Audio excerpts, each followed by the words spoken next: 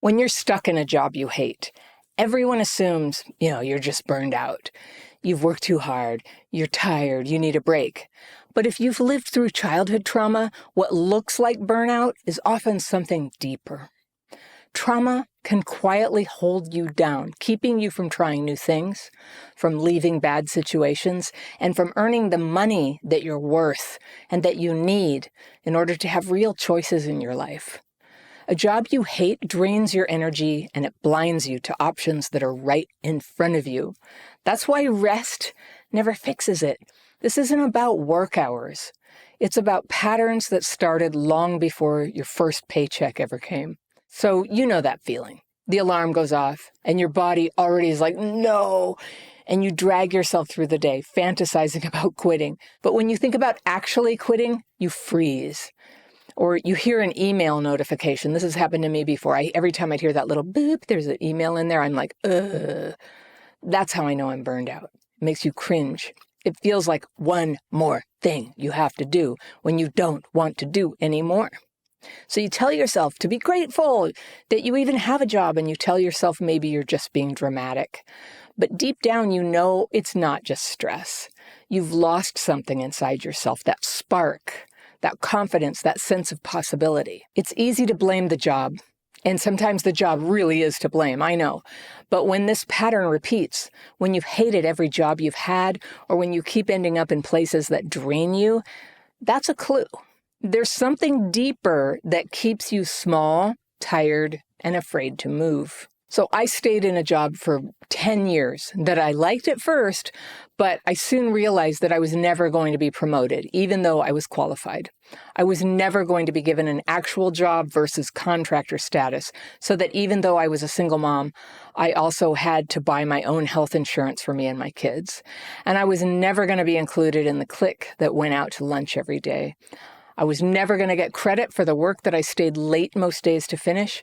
And I really thought if I did a good job and was nice to everybody, they would like me and the boss would finally make it possible to advance and get paid enough to actually live on what I made and be there for my kids at the level I needed to be. But I stayed 10 years. And I used to call myself Cinderella in my mind. I didn't say it out loud. But that's what I felt like. I was ghostwriting other people's projects who did get promotions and who would go to the lunch they were invited every day. But I was never getting treated like an equal. And the last 2 years of that 10-year job were such a burnout. And it was only in the last few weeks that my spirit came to life, like a last gasp, like, Anna! And it fought back, and I finally spoke up. And I was already interviewing elsewhere. And I could afford to shoot my mouth off at that point because I finally had a couple of offers.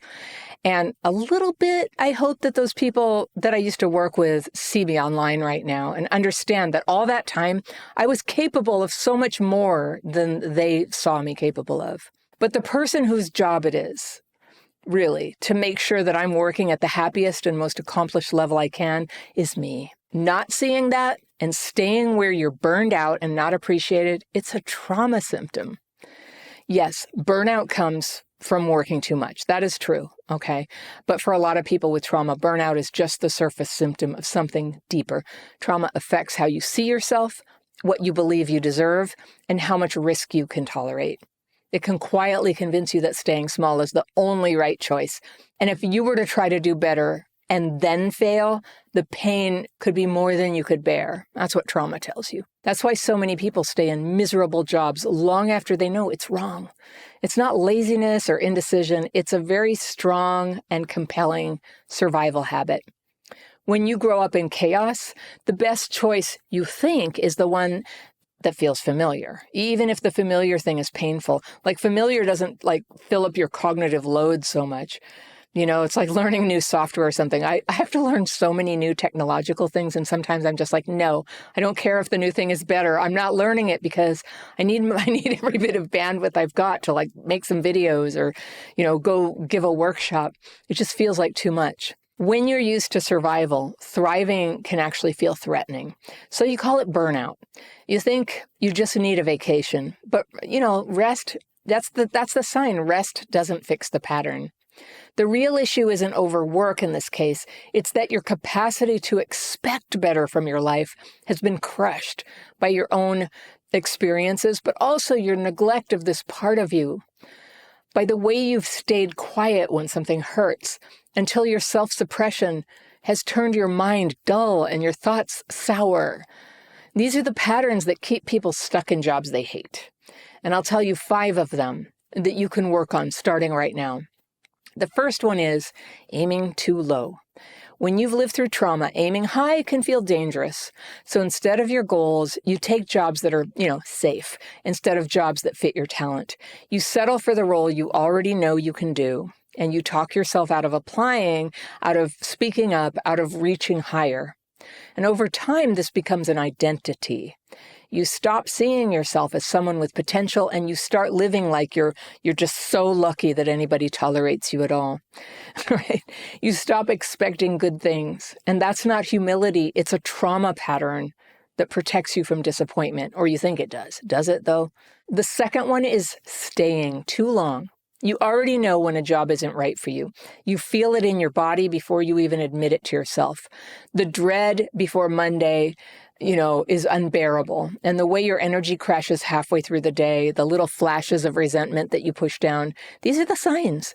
But instead of leaving, you rationalize. You say, it's not that bad. Or you say, I'll stay until the next review. Or you stay because leaving feels like free fall. And you've had that before where you didn't have enough money to get to the next month's rent. And you're terrified of going there again. So this is often tied to trauma and also abandonment wounds. The old fear that if you let go, you'll have nothing. And you need to start having the experience of bridging yourself from one situation to another successfully. That's what's going to help your nervous system start to accept that, yes, it is possible to make changes. So don't lose any more of your time, your energy, and your self-respect not taking steps towards that bridge. All right, the third thing is under-earning. This is one of the clearest ways that trauma shows up in work life. You can be brilliant and capable and reliable and still broke. Not because you can't earn more, but because you've learned not to expect more. You accept the low offer. You don't ask for a raise. Like asking for a raise feels so stressful. It just feels like it's going to break you, right? That's a very self-defeating thought, actually. So you convince yourself, oh, well, I should just be grateful. And there's people all over the world who have so much less than I do. Are you familiar with these thoughts? Or you externalize responsibility for someone to recognize your potential and your worth. But you don't do it. Like, when will your boss do it? When will somebody else realize it? But you don't do it. And guess what? It has to be you. Under-earning has a chain reaction. When you don't earn enough, you can't save. When you can't save, you can't risk leaving. And when you can't leave, you stay stuck in environments that exhaust you. So under-earning keeps you living paycheck to paycheck, not just financially, but emotionally. Always scraping by, never resting easy. And this wears down the confidence and the physical energy needed to find a new opportunity out there that is right for you. All right, the fourth pattern that keeps you stuck in bad jobs is relationship strain. Trauma makes work relationships harder. This is a fact. Now, you might overgive. You try to please everyone so no one gets upset, or you might isolate, doing everything alone so no one can disappoint you. Or maybe you take criticism personally, or you bottle up frustration until you explode. The problem isn't just conflict. It's what that strain costs you. Because relationships are how opportunity moves. Promotions, mentorship, chances to grow, they all come through connection. And when trauma makes you defensive or withdrawn, it blocks those openings. You don't get that feedback that helps you improve. You don't get the support that helps you advance. So you get very, very calcified. We've all worked with such people. Do you know what I'm talking about? Finally, the fifth pattern that keeps you stuck is your frazzled nervous system that can't ever really get regulated, right? So dysregulation, it doesn't cause every problem in life, but when it's there, it makes every problem harder. So a simple request feels like an attack. You make a mistake and it feels like a catastrophe. A meeting feels like a verdict, right? You can't think clearly enough to make decisions. You can't calm down enough to see what's real. And that's why re-regulation is so powerful. Not because it fixes your job, but because it gives you your mind back. It lets you respond instead of react.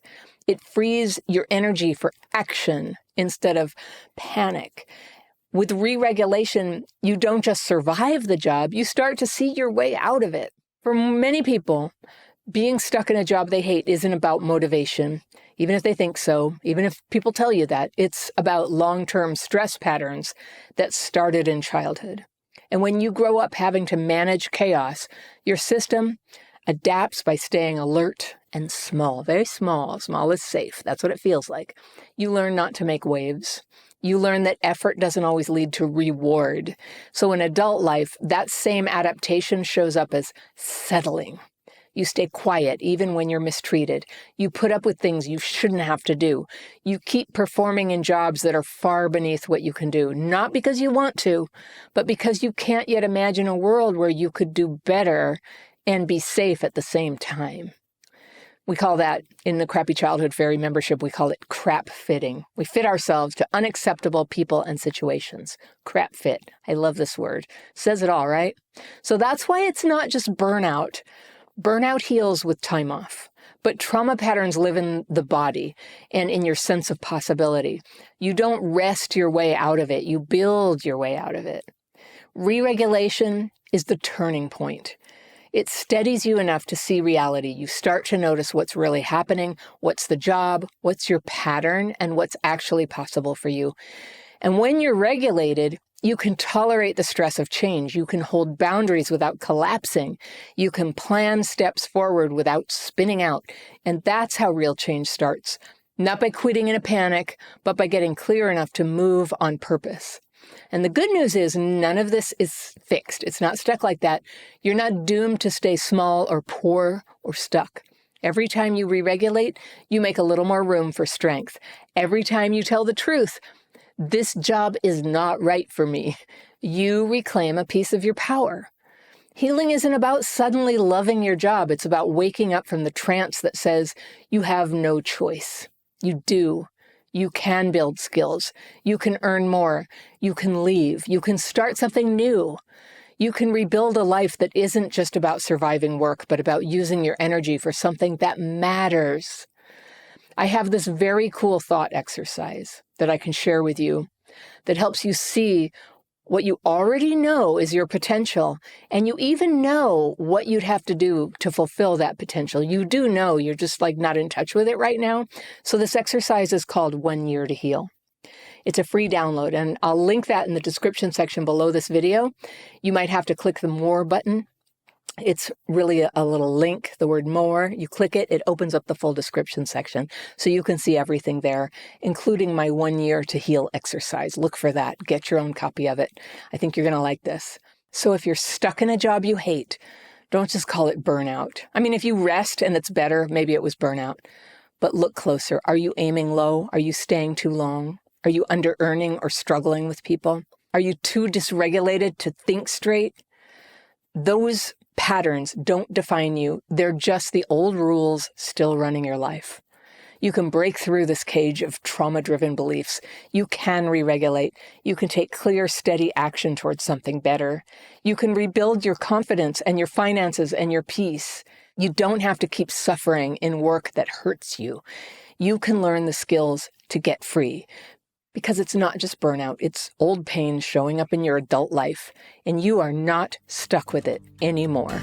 If you like this video, I've got one that you're going to love right here, and I'll see you very soon. A lot of people are afraid that if they focus on themselves, they'll be lonely or bored or useless or just too consumed with themselves.